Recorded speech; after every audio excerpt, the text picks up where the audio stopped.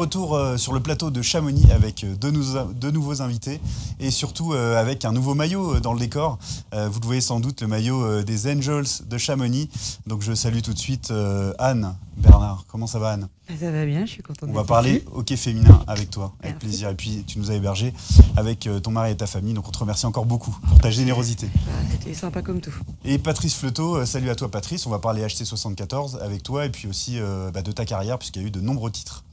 Oui, c'est gentil en tout cas de votre venue, je vous l'ai dit, on est heureux de vous recevoir dans la vallée du Mont-Blanc.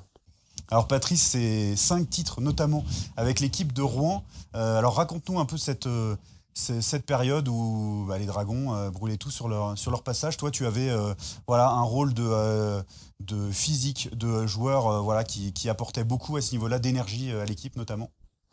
Exactement. À l'arrivée j'allais dire Monsieur Uras, quand il a pris les rênes du club de Rouen, il a souhaité avoir 2 belles lignes offensives et aussi une belle ligne défensive. Et j'ai été assez rapidement associé avec Pat Dallet et Stéphane Ducable, ou aussi d'autres joueurs comme Eric Pinard ou Pierrick Maya. Et c'est vrai qu'on a fait un beau bout de chemin pour le hockey français en tout cas. Ouais, les belles années de Rouen, on le disait tout à l'heure, c'est revenu un petit peu maintenant. Tu retiens de ta longue carrière des événements précis. En tout cas, déjà c'est un fait, tu as joué jusqu'à assez tard. On en parlait hors antenne, tu as terminé à Annecy et ça t'a duré longtemps cette passion du hockey et le fait de vouloir continuer à jouer. Alors j'ai eu de la chance de commencer à Megève et puis d'être intégré très rapidement en 85. L'année de mes 16 ans en pro, c'est vrai que Paulin Bordelot m'avait fait confiance et puis la saison d'après il y a eu la fusion avec Saint-Gervais, donc j'ai quitté les montagnes pour aller à Rouen. Ensuite il s'est passé, j'allais dire beaucoup de temps, j'y suis resté 12 ans, ces titres de champion de France et puis surtout c'est l'épopée, j'allais dire européenne qui a été incroyable parce qu'on était aussi champion d'Europe, on a joué contre des équipes immense. On s'est baladé, j'allais dire, dans l'Europe entière. Et puis on avait aussi la chance d'avoir 10 internationaux dans l'équipe. On avait un rayonnement qui était incroyable. Ouais, c'est toujours intéressant de laisser une trace dans l'histoire d'un grand club comme celui de Rouen. On avait une belle émission là-bas. On parlait de ton rôle. C'était déjà une autre époque, on a envie de dire, au niveau du jeu physique, etc. Ça laissait plus jouer. C'était différent. Toi, ton regard sur l'importance du jeu physique dans le hockey sur glace et surtout la manière de le gérer pour préserver la sécurité des joueurs tout en conservant l'ADN du hockey sur glace. Alors oui, c'est ce que je dis un peu sur le hockey moderne, c'est qu'en fin de compte maintenant c'est vrai qu'on fait attention à tout, on fait surtout attention à la sécurité des joueurs, mais je pense aussi qu'il faut que le hockey soit engagé, c'est ce qui plaît au public, c'est ce qui plaît à tout le monde et il faut juste arriver maintenant à trouver le juste milieu et c'est vrai que dans le hockey moderne, des fois j'ai l'impression qu'on siffle trop, il y a aussi tout ce petit côté physique, intimidation, qui fait que maintenant on le perd un petit peu, on laisse beaucoup jouer les joueurs techniques et moi ça me manque un petit peu en tout cas. C'est ça, alors comment selon toi on pourrait trouver le juste équilibre? Est-ce que avant c'était parfait ou est-ce qu'il y avait quand même des choses à améliorer? Il faut beaucoup de sévérité néanmoins sur les gestes ouvertement, des agressions volontaires, les volontés de faire mal, etc. C'est pas toujours facile à savoir exactement, mais... Oui, alors c'est vrai qu'avant les joueurs étaient très engagés, mais on faisait quand même attention à la sécurité propre du joueur. Ensuite, c'était très engagé. Et maintenant, j'ai l'impression qu'on perd un petit peu cette notion. Et puis maintenant, les jeunes vont très très vite. On peut aussi faire un parallèle avec le rugby. Ils vont très très vite. Et donc, c'est vrai que les chocs et surtout les commotions, c'était quelque chose qui a pris une ampleur quand même très importante. Donc, forcément, en face, on est obligé de répondre aussi à ces problèmes de santé. Moi, je pense qu'il faut couper les choses en deux. Les joueurs qui sont dangereux, ils doivent être sévèrement punis. Et autant en match de suspension que financièrement. Il faut à un moment donné mettre le doigt là-dessus. Ça, c'est une évidence. Ensuite, le joueur qui malheureusement blesse un autre joueur, mais c'est un fait de jeu. Il faut qu'il soit... ensuite, il faut que la commission, elle voit aussi la vidéo pour pouvoir statuer. Et j'espère que l'arbitrage... moi, je souhaite que ça arbitre à 4.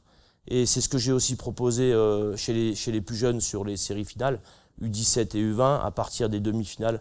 En tout cas, moi, je suis un partisan que ça arbitre à 4. On l'a vécu il y a quelques semaines, il y a une semaine à Pralognan sur un tournoi U17. Ils ont arbitré la petite finale et la grande finale à 4 et franchement c'était top.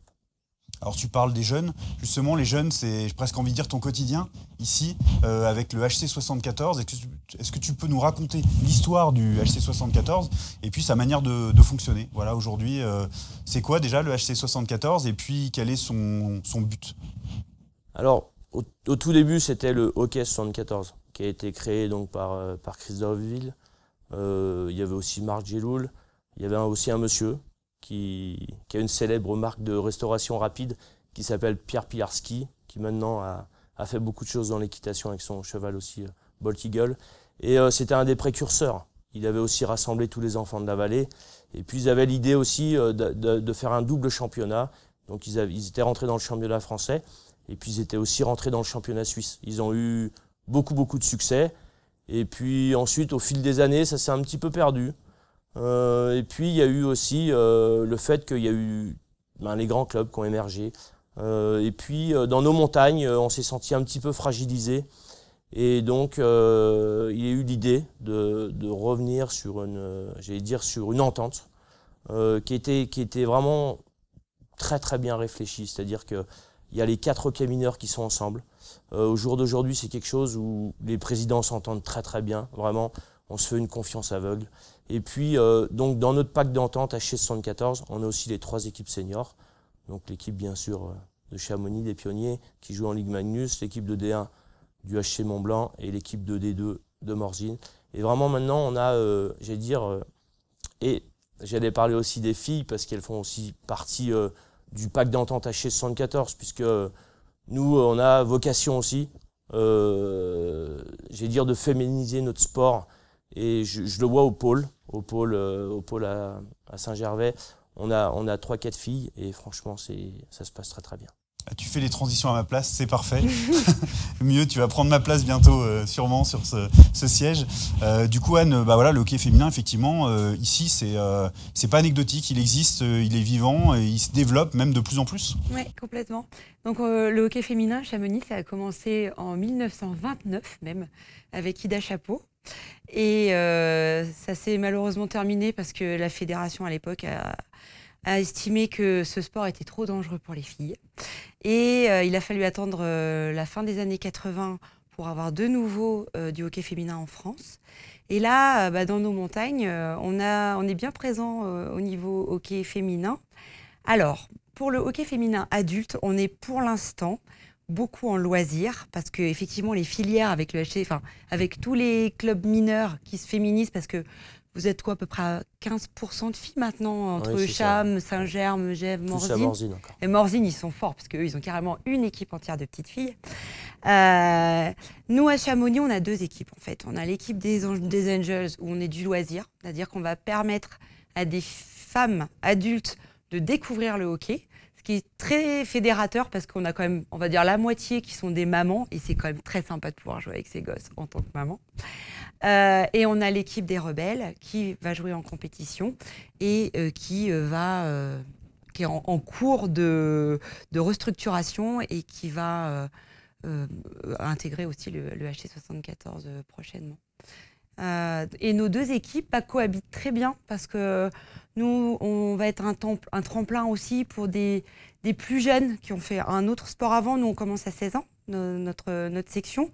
On va avoir des skieuses qui, très rapidement, quand elles ont fait du gros niveau de ski, vont très bien patiner. Et puis, on permet les bonnes des Angels, elles vont alimenter les rebelles, en plus des jeunes du HC 74 actuels. Je dirais en attendant qu'il y a suffisamment de petites filles qui commencent petites pour avoir vraiment un super niveau filles. Alors il y a vraiment, c'est vraiment l'occasion en tout cas de démystifier ce qu'on peut imaginer de l'extérieur sur le hockey. Les filles ont évidemment toute leur place, les femmes aussi, c'est un sport intense. Certes, mais voilà, il n'y a vraiment pas de barrière à se mettre. C'est tout à fait sécuritaire. Voilà. On est bien, je veux dire, on ne sait pas plus dangereux qu'un autre sport, quoi. Les filles, en plus, nous, on n'a pas le droit de se faire de charge. Donc non, on se fait mal, pas plus que dans un autre sport. En fait, on est bien équipés. On a le même équipement que les garçons. Donc, Et c'est le plaisir, quoi. C'est le plaisir de jouer en équipe, c'est le plaisir comment dire, de patiner, parce que malgré tout, c'est hyper ludique de patiner. Et puis de se défouler. Et puis c'est totalement compatible avec le fait d'être une fille. Alors il y a ce tournoi Ida Chapeau qui est un des grands moments de l'année pour vous. Ouais. L'occasion aussi d'avoir des équipes étrangères de temps en temps et de partager ça à l'international. C'est ça, on va fêter la 15e édition du tournoi Ida Chapeau là, cette année à Chamonix. C'est vraiment un tournoi international, on a régulièrement les Suissesses qui sont quand même nos voisines. Ça, tous les ans on a les Suissesses. On a des Finlandaises, on a des Suédoises, on a des Canadiennes, on a des Allemandes, on a des Américaines. Enfin, ça change. Ça fait très longtemps qu'on n'a pas eu d'italienne et pour la 15e édition, j'aimerais vraiment avoir aussi une équipe italienne. Alors, qu'est-ce qu'il y a à mettre en place? Est-ce que au niveau des clubs, c'est bien accepté partout, etc. Peut-être à ton niveau, tu vois ça. Je ne sais pas si partout en France, c'est facile à développer. Pour toi, qu'est-ce qui serait aujourd'hui l'essentiel à faire pour aider le développement? C'est vrai que le fait qu'il y ait des petites filles qui arrivent en masse, ça aide. Après, le fait qu'il y ait des équipes de femmes, ça aide aussi les petites filles à avoir envie d'en faire. Parce qu'elles nous voient et il y en a, elles trouvent ça sympa quand même, des nanas qui jouent au hockey. Je sais que dans notre vallée, Grand Mont-Blanc, donc il y a l'équipe loisir de Chamonix, il y a Saint-Gervais qui est en train de construire une très très belle équipe loisir, il y a Morzine aussi qui est en train de beaucoup féminiser. Et après, faut une volonté portée par déjà des femmes de monter une équipe. Faut des créneaux de glace. Parfois, c'est quand même le plus compliqué à obtenir. Et parce qu'en fait, on est une équipe loisir et souvent la glace est réservée à la compétition. Mais après, voilà, il n'y a rien qui entrave. Il faut juste de la volonté de construire.